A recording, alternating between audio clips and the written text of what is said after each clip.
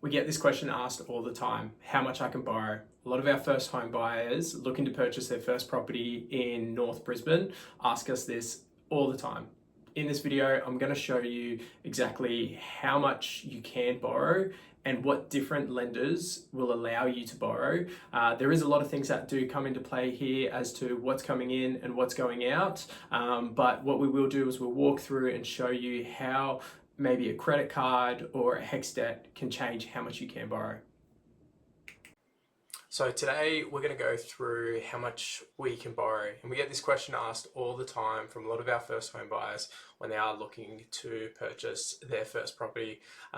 Really just depends. Unfortunately, that's going to be our politician answer, and what that kind of means is that banks need to know what's coming in, what's going out, and how much savings we have. Okay, and everyone's situation is going to be completely different. But what I'm going to do today is just kind of show you how different banks will assess how much you can borrow.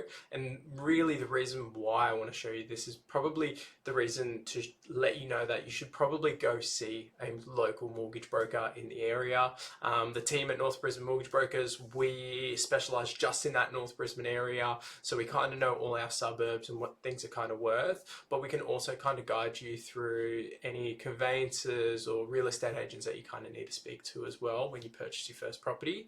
But really today we're going to go through what it looks like if we could borrow, or how much we could borrow. That's probably the best one. So we'll jump into it. Now, please keep in mind, this platform is for brokers. A lot of your broker, any broker you kind of see, they will have some sort of platform like this that's going to show you how much you can borrow. So today we're going to go through what one person earning $80,000 a year would look like if they had a HEX debt and a credit card of $5,000. So we'll just change this up a little bit. How much?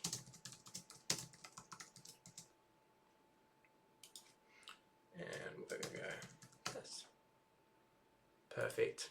So pretty much most banks are all going to have their own calculator, and each bank will have different ways on how they will assess people. So in a situation like this, where we've got one person earning $80,000 a year, it's going to be pretty vanilla. Most banks are going to offer the same amount of how much they can borrow.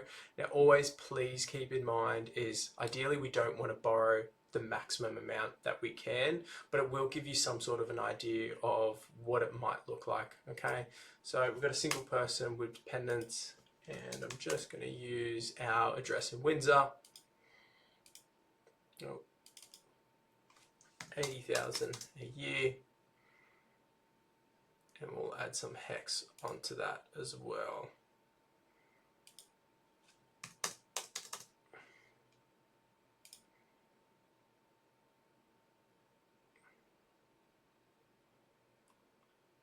And you're going to see that when you do speak to your broker, they might actually show you their platform, and they'll be able to say, hey, look, this is what we can get with this bank, and this is what we can get with other banks.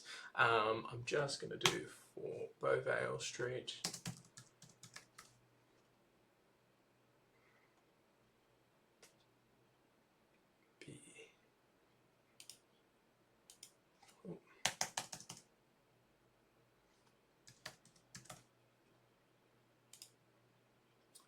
There we go. And as you can see here, we just kind of work through what we're buying and just rough price point. As a first home buyer, look, in Queensland, anything under $700,000 is going to be getting the best of both worlds, but I'm just going to play around with this. We've got a credit card of $6,000. Doesn't really matter too much about our rates. And then we talk about how much we spend. So every bank's going to have their they call it a HEM, and what it means is that the bank will have their own assessment as to how much you're going to spend in a month on your income or in your situation, such as having a partner, some kids. Those numbers will always change. Different banks will have different rules, and what I'm showing you up here is explaining what banks show what your monthly expenses may be. Okay, so we're just going to use their base one.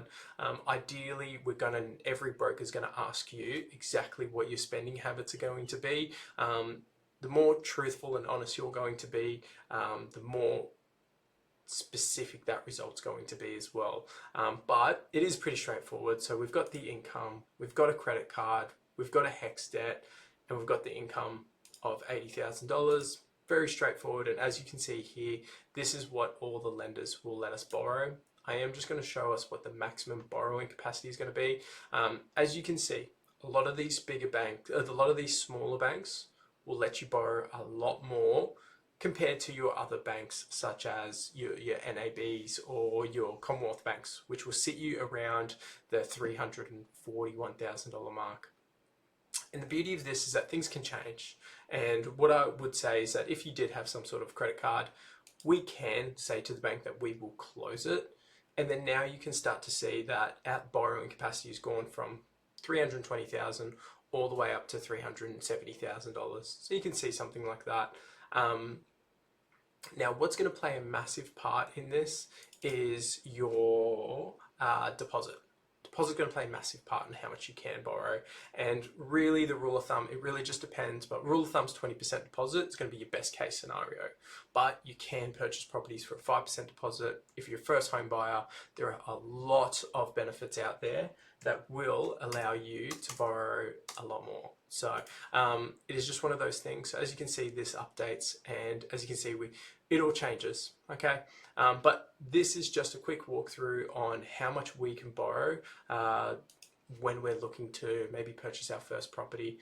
We will work through some more scenarios and go through some different options, but this is your very basic vanilla situation where someone is working $80,000 a year, they have a HEX debt, and they want to purchase their first property. If you have any questions, always feel free to leave any comments, but from here we will start to do some more videos.